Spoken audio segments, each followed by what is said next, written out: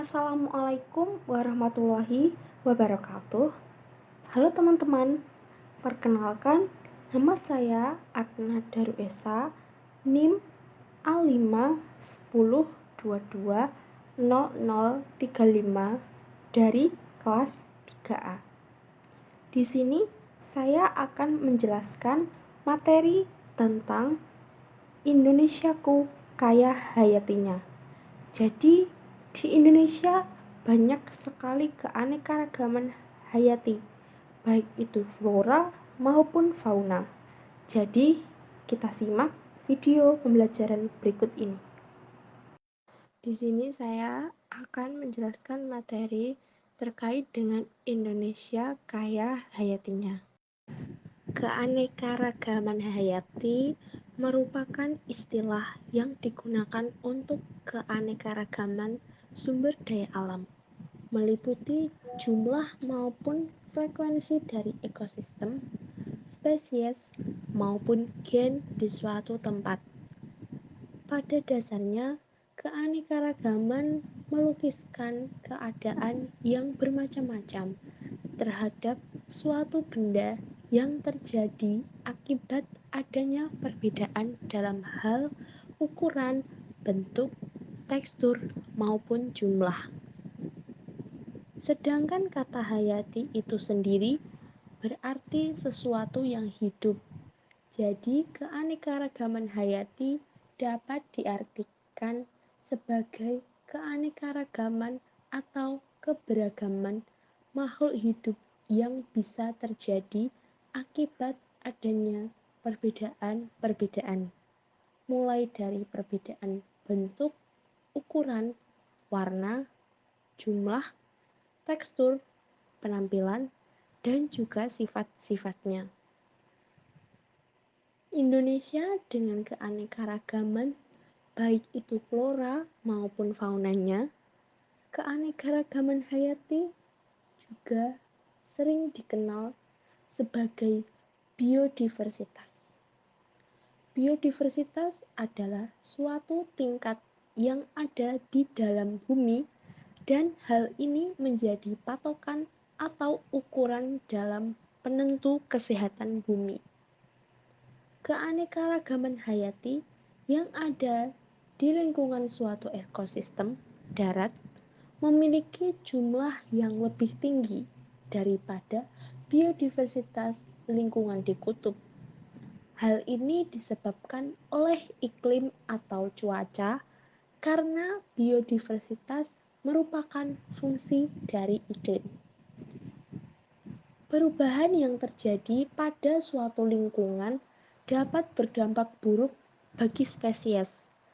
Hal itu ialah akan terjadinya kepunahan massal suatu spesies.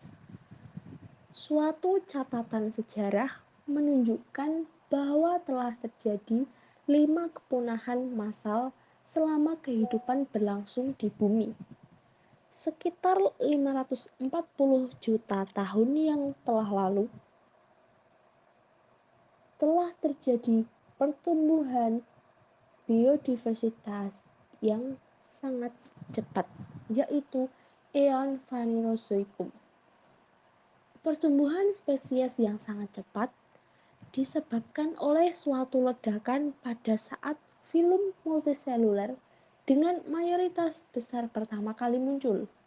Lalu, sekitar 400 juta tahun yang lalu, kepunahan massal terjadi atau kerap dikatakan sebagai suatu kerugian yang besar bagi biodiversitas. Dikatakan pula hutan hujan menjadi salah satu penyebab kepunahan massal karena adanya suatu karbon yang berlebih. Indonesiaku kaya hayatinya. Indonesia merupakan negara yang terkenal dengan keanekaragaman hayatinya. Sebagai negara kepulauan, membuat tempat tinggal kita ini menjadi rumah berbagai jenis flora dan fauna, baik itu di darat maupun di laut. Selain itu, Indonesia juga memiliki beraneka macam suku. Keanekaragaman hayati menerangkan tentang berbagai macam kehidupan, bisa keanekaragaman genetik atau sifat, jenis atau spesies, dan ekosistem. Mari kita mempelajari bersama mengenai ketiga keanekaragaman ini. Hayati yaitu berhubungan atau berasal dari makhluk hidup. Flora yaitu alam tumbuh-tumbuhan di suatu daerah. Fauna yaitu dunia hewan di suatu daerah. Genetik yaitu berhubungan dengan keturunan atau gen. Gen adalah bagian sangat kecil dalam tubuh kita yang membawa sifat keturunan. Keanekaragaman flora dan fauna di Indonesia bisa dibagi menjadi 3 wilayah, yaitu yang pertama, wilayah Indonesia Barat atau bisa disebut sebagai Asiatis. Kemudian yang kedua ada wilayah Indonesia Tengah, dan yang ketiga wilayah Indonesia Timur atau bisa disebut Australis. Wilayah tengah disebut juga dengan wilayah peralihan yang memiliki ciri khas tersendiri. Wilayah timur memiliki kemiripan dengan flora dan fauna di Australia. Adapun wilayah barat memiliki kemiripan dengan flora dan fauna di Asia. Penyebaran flora di Indonesia. Yang pertama, wilayah Indonesia Barat. Wilayah ini memiliki curah hujan yang tinggi sehingga floranya beraneka ragam. Pada wilayah ini terdapat hutan lebat yang ditumbuhi tanaman seperti meranti, keruing, rotan, dan jati yang bisa dijadikan kayu pertukangan. Selain itu, ada tanaman kemuning, hutan bakau, dan rawa gambut. Yang kedua ada flora di Indonesia Tengah. Curah hujan yang rendah dan relatif kering membuat flora di wilayah ini didominasi oleh stepa tropis dan sabana. Contoh flora tipe peralihan antara lain anggrek, cengkeh, cendana, pala, dan eboni. Flora di daerah pantai akan mirip dengan flora di wilayah timur, sedangkan flora di gurun memiliki kemiripan dengan yang ada di Kalimantan. Yang ketiga, flora di Indonesia Timur didominasi oleh hutan hujan tropis, hutan musim, dan hutan bakau di daerah pesisir. Contohnya matoa, pohon sagu, fikus, jati, merbau, dan sebagainya. Penyebaran fauna di Indonesia. Yang pertama, Indonesia Barat. Fauna di Indonesia Barat dibagi menjadi 4. Yang pertama ada mamalia. Umumnya memiliki karakteristik berbadan besar seperti gajah, badak, rusa, banteng, kerbau, dan sebagainya. Terdapat juga berbagai primata seperti bekantan, oa Jawa, dan orang-utan. Yang kedua ada reptil. Reptil contohnya ular, kadal, biawak, buaya, dan sebagainya. Yang ketiga ada burung. Contoh burung yaitu burung hantu, burung elang, burung merak, dan sebagainya. Yang keempat ada ikan. Contoh ikan yaitu berbagai macam ikan tawar seperti pesut mahakam, ikan arwana, dan sebagainya. Yang kedua ada fauna di Indonesia Tengah.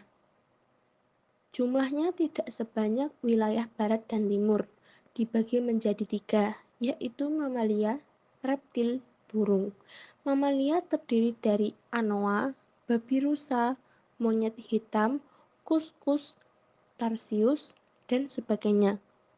Reptil dibagi menjadi komodo, buaya, biawak, ular, dan sebagainya. Burung dibagi menjadi maleo, kakak tua, nuri, rangkong, dan sebagainya. Fauna yang ketiga yaitu fauna di Indonesia Timur. Memiliki karakteristik ukuran tubuh yang tidak terlalu besar dan mamalianya berkantung.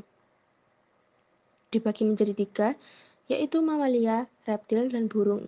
Contoh mamalia ada kuskus, kanguru, walabi, landak irian, dan kelelawar. Contoh dari reptil ada kadal, buaya, biawak, ular, dan sebagainya. Contoh dari burung ada cendrawasih, kasuari, nuri, maleo, dan sebagainya. Selanjutnya ada pemanfaatan sumber daya alam. Tentunya, masyarakat cenderung memanfaatkan bahan-bahan yang ada di sekitarnya untuk memenuhi kebutuhan sehari-hari mereka. Oleh karena setiap wilayah Indonesia memiliki banyak keanekaragaman, membuat banyak sekali pemanfaatan secara tradisional yang kita miliki. Berikut beberapa pemanfaatan dari sumber daya alam. Yang pertama, sebagai sumber bahan pangan. Yang kedua, sebagai obat-obatan. Yang ketiga, sebagai bahan kosmetik. Yang keempat, untuk memenuhi kebutuhan sehari-hari. Dengan mencari tahu pemanfaatan keanekaragaman hayati oleh penduduk setempat dapat membuka gerbang baru untuk ilmu pengetahuan dan teknologi, serta aktivitas ekonomi seperti perindustrian, perdagangan, pertanian, perkebunan, dan peternakan. Yang pertama yaitu sebagai sumber bahan pangan. Kita memiliki banyak bumbu seperti lada, jahe, bawang, lengkuas, kunyit, serai, aneka cabai, dan masih banyak lagi. Bumbu ini membuat olahan masakan Nusantara menjadi beragam dan lezat. Karena banyaknya keanekaragaman yang ada di Indonesia, menyebabkan setiap wilayah memiliki ciri khas bumbu yang berbeda. Tetapi rempah-rempah tersebut dapat dilakukan untuk ekspor dan menambah nilai perdagangan untuk Indonesia di mata orang asing. Yang kedua, sebagai obat-obatan. Banyak obat-obatan yang dibuat dari berbagai jenis hewan atau tumbuhan, di antaranya 1. Cacing untuk obat tifus. 2. Kulit buah kina untuk obat anti malaria. 3. Kumis kucing untuk mengobati infeksi saluran kencing. Yang keempat, kayu putih sebagai bahan dasar minyak kayu putih. Selain yang saya sebutkan tadi, masih banyak berbagai jenis hewan dan tumbuhan yang dapat digunakan sebagai obat-obatan alternatif. Yang ketiga yaitu bahan kosmetik. Tumbuh-tumbuhan juga bisa dijadikan bahan-bahan kosmetik dan perawatan tubuh, seperti lidah buaya untuk penyubur rambut, serai bisa diolah menjadi lotion atau minyak untuk mengusir nyamuk, dan masih banyak yang lain. Dan yang keempat, sekaligus yang terakhir, yaitu untuk memenuhi kebutuhan sehari-hari. Tahukah kalian bahwa selain kapas, pakaian juga bisa dibuat dari serat nanas, serat pisang, dan eceng gondok? Indonesia memiliki banyak bahan alam yang bisa diolah menjadi bahan untuk membuat pakaian. Selain itu, perkakas dan bahan bangunan juga bisa diolah dari kayu, rotan, maupun bambu. Kesimpulannya adalah 1. Keanekaragaman hayati dibagi menjadi keanekaragaman genetik, jenis, dan ekosistem. 2. Flora dan fauna Indonesia dapat dibagi berdasarkan wilayahnya, yaitu wilayah Indonesia Barat, wilayah Indonesia Tengah, dan wilayah Indonesia Timur atau peralihan. Yang ketiga, pemanfaatan keanekaragaman hayati di bidang ekonomi, seperti dalam bidang perdagangan hasil pertanian dan peternakan, serta pariwisata. Yang keempat, pemanfaatan keanekaragaman hayati di bidang iptek seperti penelitian untuk obat-obatan, untuk kemajuan teknologi pertanian dan peternakan, dan sebagainya. Yang kelima, kebakaran hutan, penerbangan, dan perburuan liar, bencana alam, penggunaan bom ikan, pembuangan limbah beracun merupakan hal-hal yang bisa mengurangi keanekaragaman hayati.